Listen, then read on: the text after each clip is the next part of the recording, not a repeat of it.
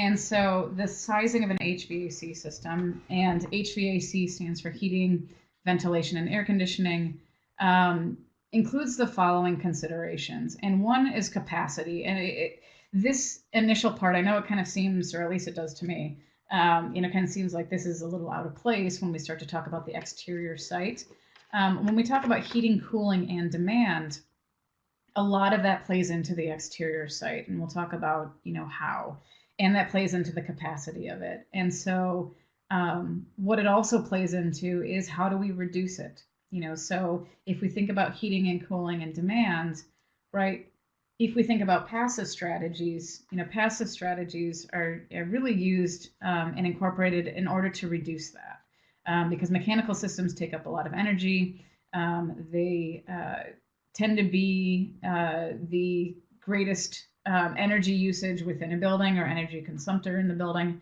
And so with this capacity, what we should be looking at in terms of mechanical systems in the site and the building on the site is to see how we can actually reduce that due to the opportunities of a climate. So the capacity, is connected to that heating, cooling, and demand, and that's going to tie into those passive strategies.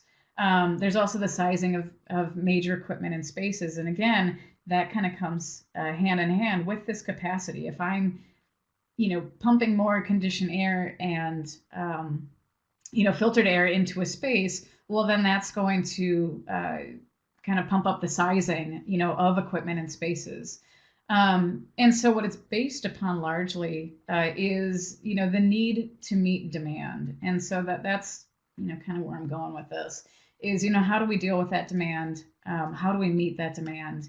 And, what's the system required and the space requirements, that's employed for that, as well as the source energy. So another thing to consider when we're kind of connecting these HVAC systems to the larger site and exterior is, the source of these utilities.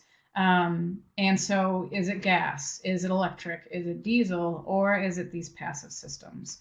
There's also the layout too as well. And so with the layout, this also goes along with the equipment that's needed, how it's to be employed, and how it can also kind of connect to aesthetics too as well. And again, like I said, even though it's the mechanical engineer who does a lot of the official sizing and layout, they do the calculations for it, they lay out the piping for it, they lay out the ductwork. It really is the architect who needs, to also be mindful about it, especially when it comes to design intent. And so that's the role of the architect in all this, is that they're trying to maintain this design intent. And with that, they need to know what, affects that. And if, especially, they're making changes, they need to balance, aesthetics and functionality at the same time. So that comes from being familiar with these types of systems that are needed.